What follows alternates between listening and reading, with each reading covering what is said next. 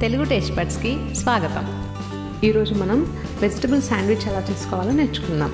ముందుగా దానికి కర్రీ ఎలా చేసుకోవాలో చూద్దాం.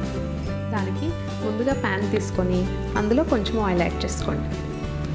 ఆయిల్ వేడెక్కాక కొంచెం ఎండుమిర్చి వేసుకోండి. ఇందులో కొంచెం ఆవాలు వేసుకోవాలి. ఇవి కొంచెం తక్కువగా వేసుకోండి.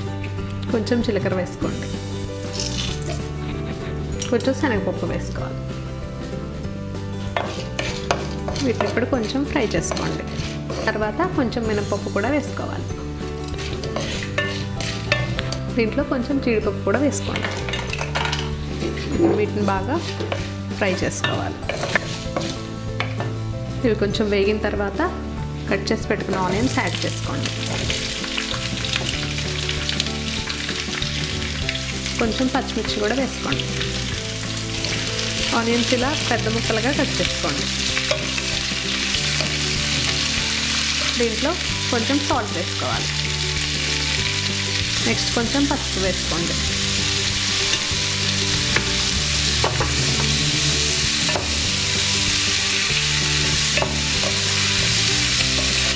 కొంచెం ఇంగువ వేసుకోండి.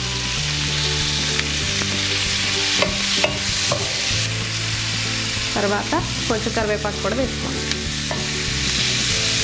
ఆనియన్స్ కొంచెం కుక్ అయిన తర్వాత ఇందులో ఉడికించి పెట్టుకున్న ఆలు, క్యారెట్ వేసుకోండి. ఇది బాగా కలుపుకోవాలి. ఇందులో కుక్ చేసుకున్న పచ్చి బఠానీ కూడా వేసుకోండి. ఇప్పుడు ఇదంతా బాగా కలుపుకోవాలి. ఏవైనా పెద్ద పెద్ద ముక్కలుగా ఉంటే కొంచెం స్మాష్ చేసుకోండి. మనకి ముక్క మొత్తం స్మాష్ చేయొద్దు, కొంచెం ముక్క తగలాలి అండ్ మెత్తగా ఉండాలి. ఇప్పుడు ఇంకొంచెం సాల్ట్ యాడ్ చేసుకోండి. అంతే, మన ఆలు మసాలా కర్రీ రెడీ. టోస్టర్ తీసుకొని బ్రెడ్ని ఇలా 2 స్లైసెస్ పెట్టేసుకోండి. తర్వాత దాన్ని ఆన్ చేసి క్లోజ్ చేయండి. రెడీ అయిపోయినప్పుడు ఇది గ్రీన్ కలర్లోకి వచ్చేస్తుంది. రెడీ అయిపోయిన తర్వాత ఆఫ్ చేసుకోండి. ఇప్పుడు బ్రెడ్ తీసుకోవాలి. చూస్తారు కదా ఎంత చక్కగా టోస్ట్ అయిపోయిందో. నెక్స్ట్ మనం దీన్ని చేసుకున్న కర్రీతో ఫిల్ చేసుకుందాం. ఇలా తీసుకొని దాని మీద స్ప్రెడ్ చేసుకోండి.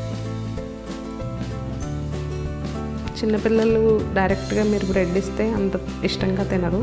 మీరు ఇలా డిఫరెంట్ కర్రీస్ రెడీ చేసి మధ్యలో ఫిల్ చేసి ఇస్తే చాలా టేస్టీగా ఉంటుంది అండ్ వాళ్ళు చాలా ఇష్టంగా తింటారు.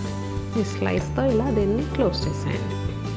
అంతే, ఎంతో తక్కువ టైంలో మనం వెజ్ శాండ్విచ్ చేసుకోవచ్చు. మీరు దీన్ని ఈవినింగ్ స్నాక్ లాగా ఆర్ ఎర్లీ మార్నింగ్ బ్రేక్ఫాస్ట్ లాగా 2 విధాలుగా తీసుకోవచ్చు. మరిన్ని వంటల కోసం, వాటి తయారీ విధానాల కోసం please subscribe to Telugu taste buds.